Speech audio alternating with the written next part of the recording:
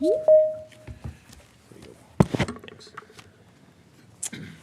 Okay, good evening, everyone. Welcome to the Danvers Zoning Board of Appeals. We're now in session. I'll take a moment to introduce our board. To my right is Corrine Doherty. Our clerk tonight is Ken Scholes. Myself, John, are we good? I just needed to meet someone. Oh. We're going good. John Bowner, the chairman. To my left, Ken Jarvinen, and to my far left is Chris Dembowski. From our planning department is Mr. Brian Zakelli. We only have a couple cases tonight, so we should be able to move right along here.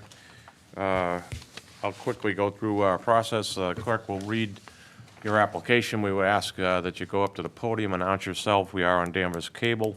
Speak into the microphone, nice and loud and clear, to help everybody, including myself. Tell us what you'd like to do with your case.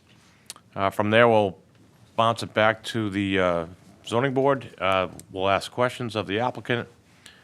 From there, I can open it up for public comment. From there, we'll close the public comment and come back and deliberate as a board. You'll be able to hear and see what it is we're thinking at that point, and we'll give you your options as we come to that point. So, with that said, we don't have minutes tonight, so we will go right into our first continued case, Mr. Clerk. Thank you, Mr. Chairman. Our first case is 3 Laurine Road. This is R2 zoned. Request a special permit under Section 9.2 of the zoning bylaw in order to build a conforming extended family living area on a lot which is non-conforming due to size, where 20,000 square feet is required and 9,640 square feet is supplied. The request is made by Scott Harris, care of John Parsons, docket 25-5125. Hi there, good evening. Good evening, John Parsons, Parsons Contracting. How are you? Tell us what it is you're looking to do. I'm hoping to provide my customer with a kitchen within that addition that you see in front of you. And Is the owner here tonight? no, I'm representing. Okay. Anything else you want to tell us? Well, yeah, their main goal is to, be able to live, with their, it's the mother's parents, so it's the grandparents, the daughter and the son-in-law, and 2 children, and they just, their goal, their mission is to be able to, live with their, next door to the grandchildren and be able to have a kitchen available to them instead of, kind of like intruding into their, their kids' space. So that's the whole idea behind, having a kitchen there. So this started out as an addition, but we want to turn it into an EFLA. Well, it started out as as an addition with the kitchen, and then I guess it became an EFLA, which I wasn't familiar with, and then it was brought to my attention that I need to see Brian about that. And Yeah, I think here the we work are. has already begun, correct? Correct, yeah. Okay. Anything else you want to share with us? No, I think that covers it. Okay. I will, unless you want to say anything? I can just give a little more detail. Yeah, sure, a little backstory. So a building permit was applied for through our online portal. All the necessary plans, they had everything they needed. And then it got flagged and it got sent up to the zoning department. And I was like, nope, this is an EFLA. You have to go through ZBA. And they said, okay, we'll do whatever we need. They got the go-ahead from the building inspector because the addition itself is a conforming addition. They're allowed to, pour the foundation. They're allowed to do everything essentially in there, create living space, create bathrooms, create hallways, create everything other than a kitchen. So that's why the addition was allowed to move forward, if that was the question. Brian, before I hand it over to the board, I just wanted to, I guess maybe for my own clarification, if they were just here on the addition, or it wouldn't be before us on the addition, as you said, but could they still build even though this is only a 20,000, it's only a 9,600 square foot lot? So if you have a conforming house, in terms of setbacks, Yep. even if you have a non-conforming lot, so even if you have a narrow lot or even a small lot, but if the house, so lot is non-conforming, but if the house is conforming,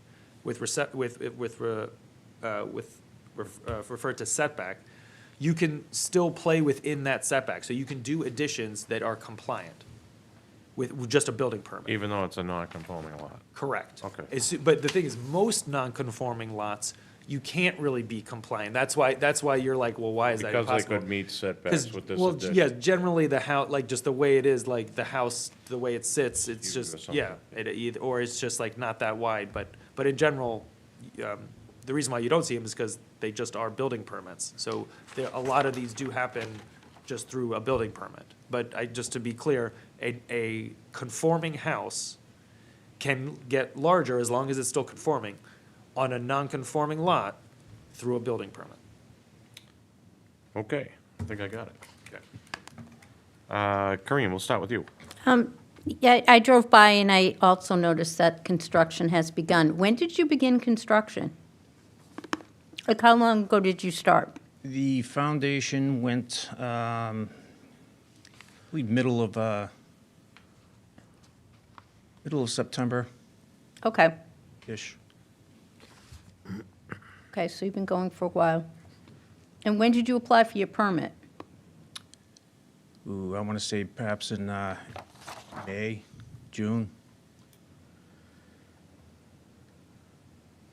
And Not positive on that. did you change the plans, or were the plans the same that were submitted when you applied for your building permit The application? plans were the same, Okay, but the only thing that you guys required is for the property or the addition to be set back a little bit further off the street. They needed a 30-foot setback from the street, of which we did push back.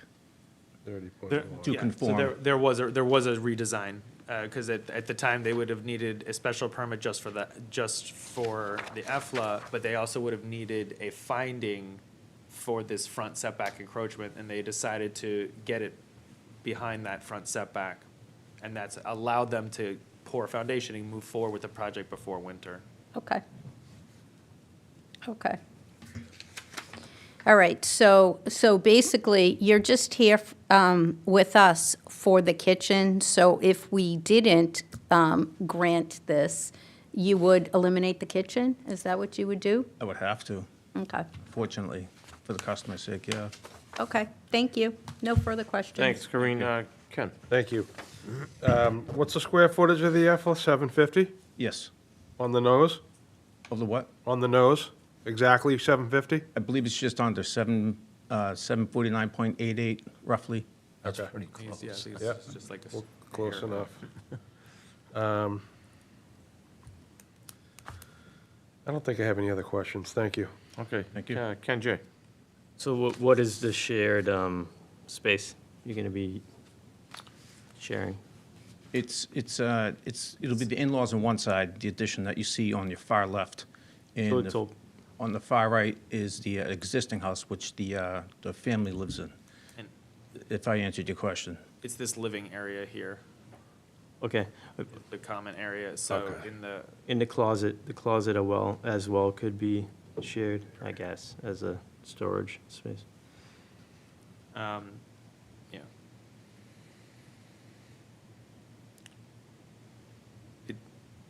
So it's, So, yeah, the EFLA's on the left. yep, I could see that. And then, this living area here is considered the shared space. So it's they'll like- be it's like a sharing it. common living room, sitting room Okay, for, you know. sounds good. All right, thank you. Thank you. Thanks, Ken. Chris? No questions, thank you. Thanks, Chris. I'm looking at the perspective, I guess. So there's only one front door of the house, or is there two? There is a front door on the existing, and there's a shared, there's a rear egress too on the back deck.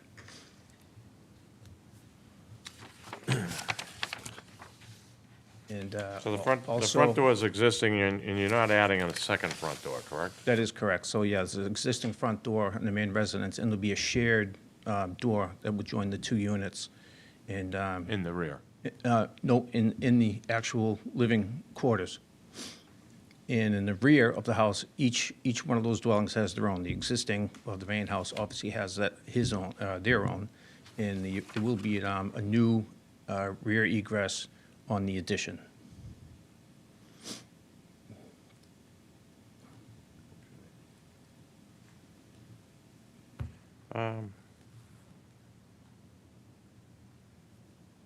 Okay, so this view I'm seeing here is the front, and there's That is one the, entrance in the front. This lowest picture. I want to say yes.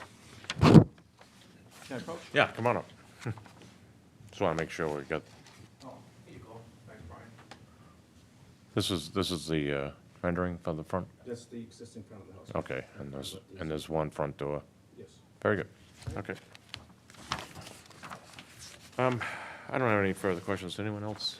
Additional questions? No, thanks. Okay, I'll open this up to the public. We're here on 3 Laurine Road. Anybody want to be heard? Hearing none, seeing none, nobody online. We'll come back to the board and we will deliberate. Corinne, I'll start with you. I don't have an issue with this. I will vote for it. Oh, beautiful. Ken? And I will vote for this. Ken J. I'm in favor of this, too. Thank you. Chris?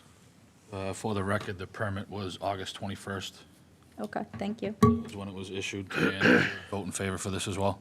Thanks, Chris. And, yeah, I see this is pretty modest. I was a little confused when I went out there. Saw that the work had already begun, but Mr. Zakelli explained what he explained tonight, which was the work, I guess, started under the standard permit process. So I will, too, vote in favor, and if I could get a motion, please. I make a motion to grant a special permit under Section 9.2 in order to build a conforming extended family living area on a lot which is non-conforming due to size, where 20,000 square feet is required and 9,640 square feet is supplied, and that the exterior appearance of the structure is not substantially changing. The structure remains residential in nature. Adjacent properties will not be adversely impacted. The proposal would not be detrimental to the public good and would not substantially deviate from the intent or purpose of this bylaw. I'll second. Hold on, gunpowder. I've got a motion. Can I get a second? I'll second. Any further discussion? All in favor? Aye. Any opposed? Thank you and good luck. Thank you very much. Appreciate your time. Good luck. All right, I'll be in touch. Yeah, you're good. Yeah, I'll be in touch. Mr. Clerk, we'll go to our one and only case tonight. Our next case is 56 Liberty Street. This is zoned R2. Request a variance under Section 37 to install a new building-mounted sign to replace an existing sign in a zone that does not allow building-mounted signage. Request is made by Brentwood Properties, LLC, care of Nancy McCann, Esquire, docket 25-5126. Hello. Good evening. Thank you very much. My name is Nancy McCann. I'm here on behalf of Brentwood Properties, LLC. With me tonight is John Akins, who is the administrator of the Brentwood Nursing Home. Also with us remotely is Dina Napolitano with the Healthcare Contracting Group.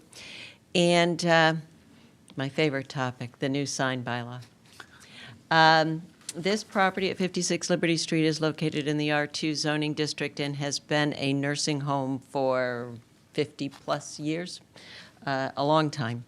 In 2014, this board granted zoning relief to allow 2 signs. One is a freestanding sign that's located on the corner of Liberty and Elliott Street. That is not being changed in this proposal. That's 19 and a half square feet. That zoning relief in 2014 also granted relief to allow a wall-mounted sign that I provided you with a photograph of the existing wall-mounted sign. And that decision referenced the height of the letters. And it's located along the that white cross beam, that white roof section, and you'll see that in your packet. There is the 2014 photograph of the 2014 signage. And that sign simply said Brentwood Nursing and Rehabilitation Center, and it's about 33 feet in length.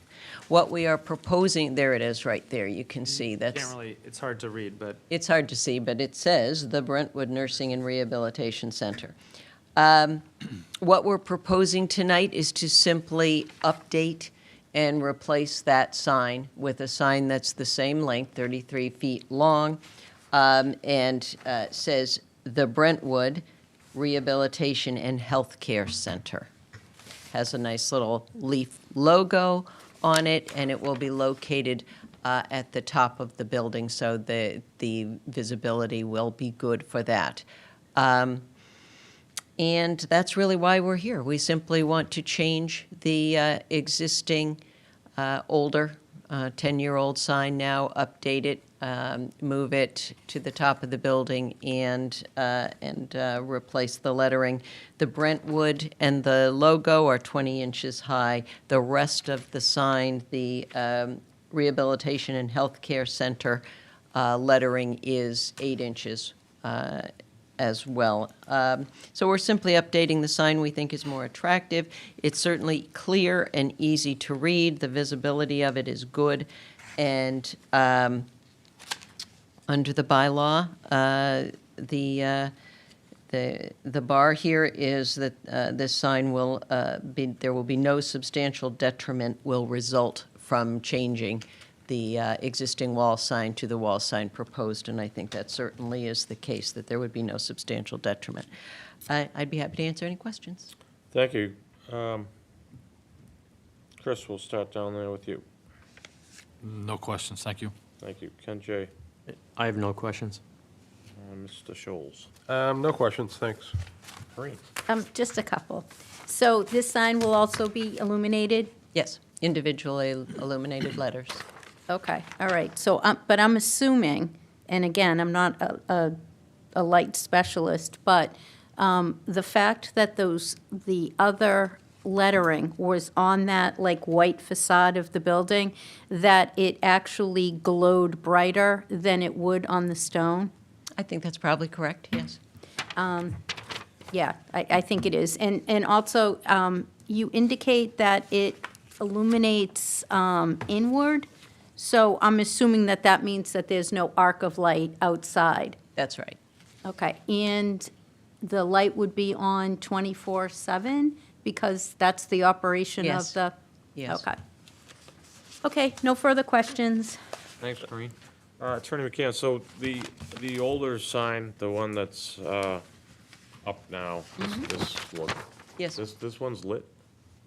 Those are just letters, they're not lit, I don't think. No, John, are those From the lit? It's lit from the ground a little bit, or there's some lighting, they're certainly not lit, backlit. Yeah, If you're gonna speak, go to the microphone, right, but yeah. Come on up. just identify yourself for us, please. John Akins, I'm the acting administrator for Brentwood. And as we were discussing, the letters that are currently there are not illuminated themselves. They're not illuminated? No. Okay, so the only way this is seen is just, as Corinne indicated, the fact that it's got a white background and it's, I guess, are they colored letters? So there's some ground lighting that will kind of illuminate the building. Okay, but not the sign specifically? Correct. Okay, thank you. And Attorney McCann, the square footage change from what you have and what you would like to go to is what? The existing square footage is 22 square feet, and the proposed square footage is 39 square feet. And that additional 17 square feet is just because The we're Brentwood, increasing the size with Yeah. Brentwood and adding the logo? yes, I see. yeah. Okay. I don't think I have any other questions. I'll open this up to the public. We're here on 56 Liberty Street. And you said someone was online, but that was not, that's part of Dina your team. Napolitano Okay. is part of of the our team, team, and she Yep. is online. Yes. But nobody else, no. Okay.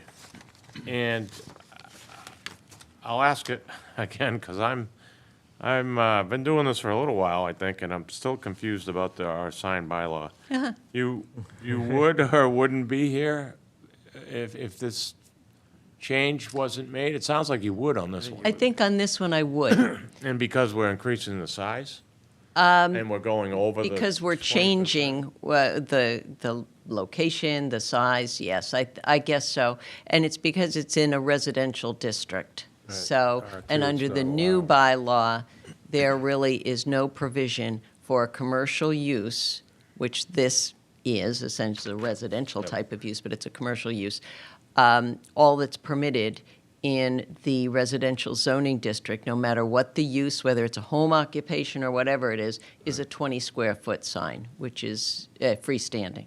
Okay, but explain this one to me, because I know we granted this a variance and a special permit in 2014. Correct. 2016, we modified the special permit for an alteration. Why isn't this another alteration to the special permit? Because your new bylaw calls it a waiver variance with this odd requirement. The criteria is no substantial detriment will result. That is a change in your bylaw. So the bylaw didn't change, you would be just No. here, well, if it didn't change, hold on. You would be here on a modification of the special permit from 2016? Or Just- no? I don't think so. You don't think so? And you? The special permit had nothing to do with the signage. The variance was the signage. Whether this bylaw changed, didn't change, old bylaw, new bylaw, they'd be here because a variance governs the signage in this location. It has nothing to do with the mistakes or whatever we want to call with the new bylaw. Okay. The special permit had to deal with many other things, parking, Right. Yeah, Sorry. yeah. Yeah. it was parking and then other conditions about parking area and signage related specifically to parking. So, anyway, Right. signage is the variance. Okay, and while Right. we're here, how is the parking going and the no parking areas? And I remember this to be a bone of contention before with people parking out on the grass and things of this nature. And this is kind of what drove that. So while you're in front of us, why not tell us how that's going? Yes, back then there were some changes, there were site plan changes that happened at that time. And, John, is everything all right out there as far as parking is concerned, as far as you know? Yeah, I've been there for about 3 weeks now, and as far as parking on the grass or anything like that. 3 weeks isn't 9 years, but, So that there hasn't been any issues that I've observed with parking. okay. So no complaints from neighbors or anything of that nature? Okay. Okay, that said, we'll come back and deliberate. And Chris, we sat with you, so how says you? I would vote in favor. Thank you. Thank you. Ken J. I think it's a lot better. It's going to be more visible than those gold letters on the white. And I like the little leaf emblem too. So I'm in favor of this. Very good. And Mr. Scholes. Yeah, I'm in favor of this. I mean, it's a unique situation. You said it's been there for about 50 years, Yeah? so it's a little bit odd that this is in an R2 zoned area. So I think it's pretty modest. I will vote for this. Thanks. Corinne? I would vote for this, too. I like the new sign better than the old sign, and I don't really see much impact to the neighbors, so I would vote for this. Thanks, Corinne. Yeah, I see this as a modest change, a little more modern. Yeah. Looks like something else changed on that facade as well from the old picture to the new picture. I'm guessing it's that porch, so I think all of it combined has a better look. So with that, I will vote in favor, and if I could get a motion, please.